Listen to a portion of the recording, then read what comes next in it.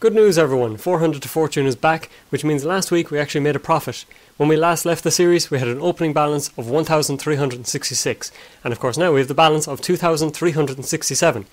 That was made up of sales of player contracts. There was 3 of them sold for 200 each. Dixon, a left back, was sold for 150. A shiny player contract was sold for 300 coins.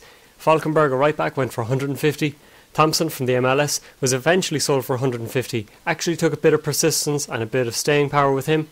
Howell, a centre midfielder, went for 150, and I've actually found a ball collector, it seems, because it also sold for 150.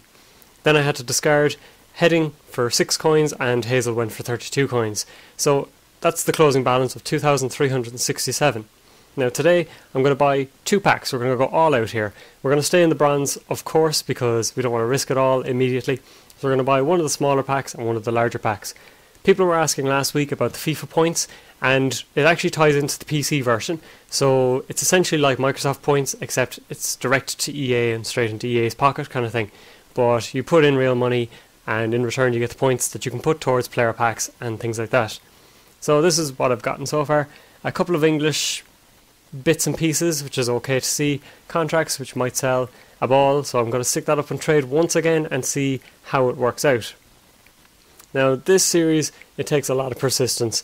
Essentially you are putting up cards multiple times. You have to keep putting it back up, hour long bids, 150, 200 buy it nows, and just hope for the best really.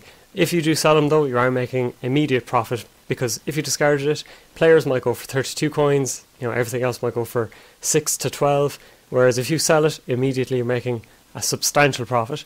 Now I'm delighted to see a couple of shiny contracts here, because as I said, the last one went pretty well.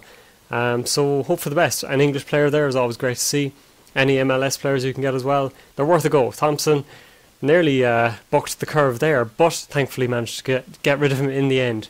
I'm not going to put fitness cards and things like that and training attributes up, just because I'm not sure if they make any money or not. Maybe I should one week, because the ball proved me wrong. So we'll see. As always, I'll invite you to like, comment and subscribe. It's always great to see. It gives me that warm, glowing feeling inside. Please keep the fingers crossed for next week. This series requires a lot of persistence, but it's also a lot of luck. So the fate of this is essentially in EA's hands, and anyone that sees things up on trade from Saber 0001, that's me. So help out, lads.